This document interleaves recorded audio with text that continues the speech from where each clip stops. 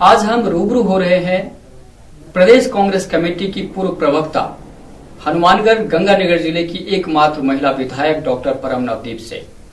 परम नवदीप जिन पर कई तरह के आरोप हैं, जैसे वह जिद्दी हैं, लड़ाकू हैं, यहाँ तक कि भ्रष्टाचार जैसे आरोप भी उन पर लगे हैं। तो आइए रूबरू होते हैं संगरिया की विधायक डॉक्टर परम नवदीप सिंह से। डॉक्टर परम, कार्यक्रम में आपका स्वागत है। सबसे पहले हम ये जानना चाहेंगे कि बतौर विधायक जीवन में क्या बदलाव महसूस करती हैं आप? नमस्कार, आपने बुलाया, आपका धन्यवाद। बतौर विधायक सिर्फ इतना है कि मुझे काम ज्यादा करना पड़ रहा है जी। काम करने की मैं इच्छुक शुरू से रही हूँ। अपने लिए समय रहता नहीं है, इसके अलावा कोई अंतर नहीं है जी। हनुमानगढ़ गंगानगर जिले की एकमात्र महिला विधायक हैं आप। महिलाओं को बहुत ज्यादा उम्मीद है आपसे, आपको क्या लगता है? होनी भी चाहिए महिलाओं को मुझसे उम्मीद। हम महिलाएं आधी आबादी हैं जी। और यदि मैं अकेली महिला प्रतिनिधि चुन के आई हूँ तो उन्हें मुझसे अपेक्षा रखनी भी चाहिए। वैसे भी मैं महिलाओं के हक के लिए हर स्तर पर लड़ाई लड़ती हूँ,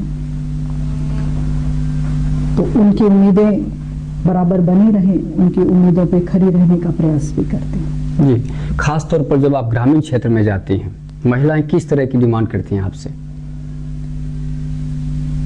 हकीकत तो ये है कि जब मैं अपने हलके में होती हूँ, हलके से बाहर मैं निकलती नहीं। बहुत ही कम समय होता है ऐसा जहाँ मुझे लगता है कि मुझे कहीं और जाना है तो मैं जाती हूँ।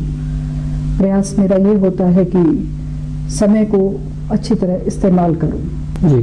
जैसे आपने कहा कि आप 16-17 घंटे रोज काम करती हैं, आपकी दिनचर्या कैसे क्या है? देखिए, वैसे तो ये बहुत ही पर्सनल क्वेश्चन है आपका जी। मैं सुबह जल्दी उठती हूँ। उठने के बाद मेरा ये रहता है, मैं एक्सरसाइज करती हूँ, तो मेरा एक रूटीन है। ये अलग बात है कब यदि कम समय है तो कम समय में कर लेती हूँ, और यदि खुला समय होता है तो पूरी एक्सरसाइज में करती हूँ जी। योगा करती हूँ। उसके बाद दिनचर्या कंप्लीट करने के बाद पूजा करती हूँ। पाठ मेरा एक नियमित रूटीन है कि मैं पाठ करे बगैर नाश्ता नहीं करती, और उसके बाद अपना ब्रेकफास्ट लेके मैं काम पे लग जाती हूँ। ब्रेकफास्ट करने के बाद अगला भोजन मुझे नसीब होगा या नहीं होगा उसकी मुझे चिंता नहीं रहती जी। क्योंकि मेरी संतुष्टि दिमाग के भोजन की है, पेट के भोजन की नहीं जी।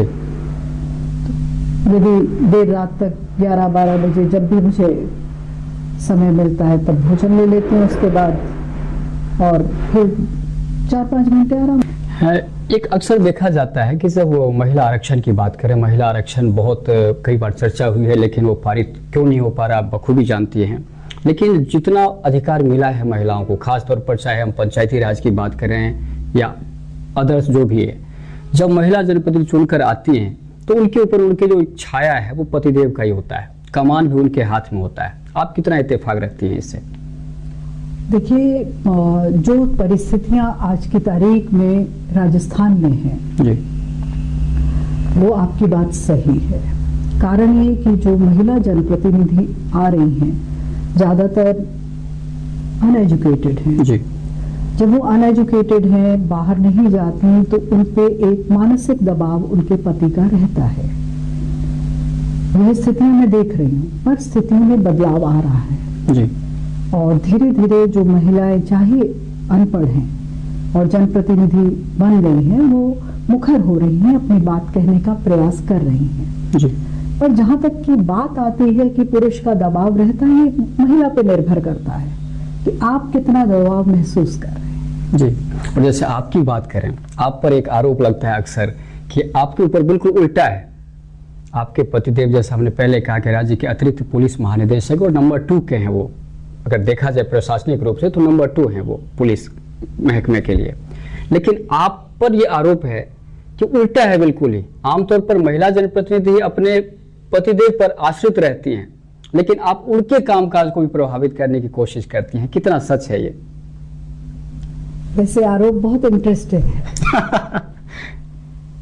हकीकत अलग है। कारण ये कि मेरे काम बहुत होते हैं। जी उसी तरह नवदीप जी भी बहुत ज़्यादा बिजी होते हैं। पूरे राजस्थान का पुलिस का एडमिनिस्ट्रेशन देखना, पूरे राजस्थान का लॉ एंड ऑर्डर देखना मामूली बात नहीं है। बिल्कुल। और ऊपर से ये कि उसे बहुत अच्छी तरह से बखूबी से अंजाम देना, जी जो कर रहे हैं पिछले 4 वर्षों से। तो उनके पास समय ही नहीं है कि वो मेरे उसमें दखल दे, और ना ही मेरे पास समय है कि मैं उनके कामों में दखल दूं। तो ऐसा कुछ नहीं है। वैसे भी हम एक दूसरे के काम में बिल्कुल दखल नहीं देते। जी विचार या कोई राय भी करनी होती है तो हमारे घरेलू काम, अपने बच्चों पे ध्यान देने का, इससे ज्यादा हम कुछ एक दूसरे के काम में दखलंदाजी नहीं करते। हकीकत ये है कि समय को कैसे मैनेज करें, हम तो उसी में रहते हैं।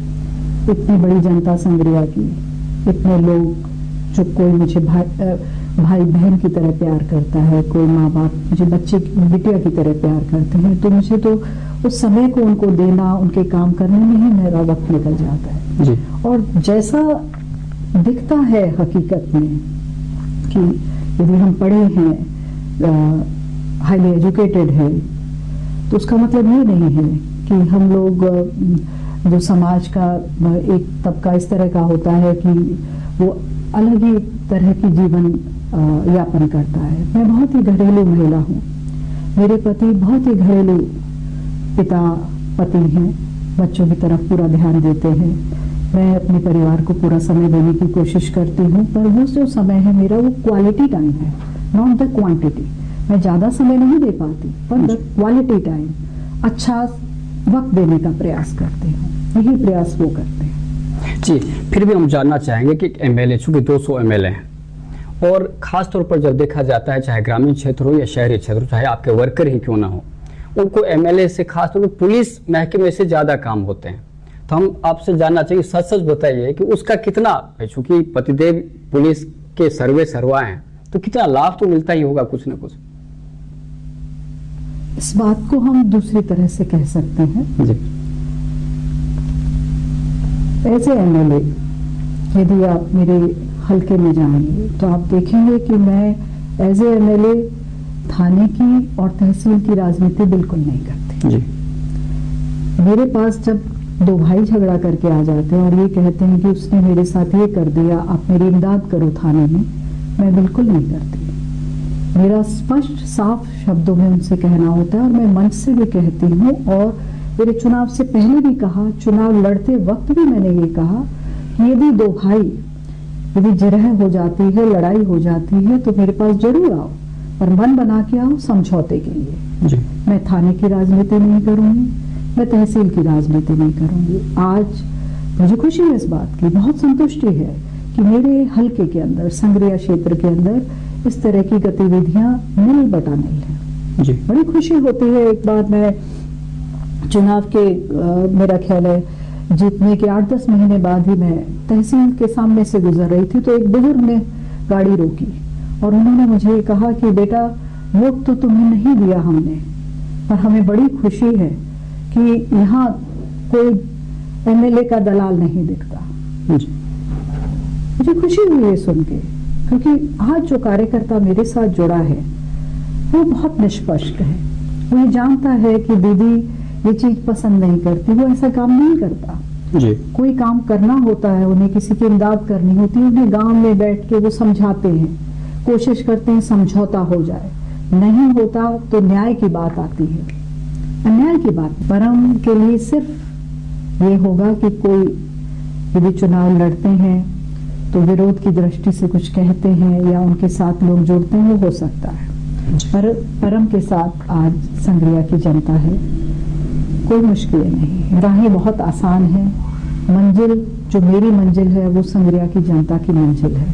संग्रिया की जनता विकास चाहती है, साफ सुथरा विकास चाहती है, सही मानसिकता की प्रतिनिधि चाहती है।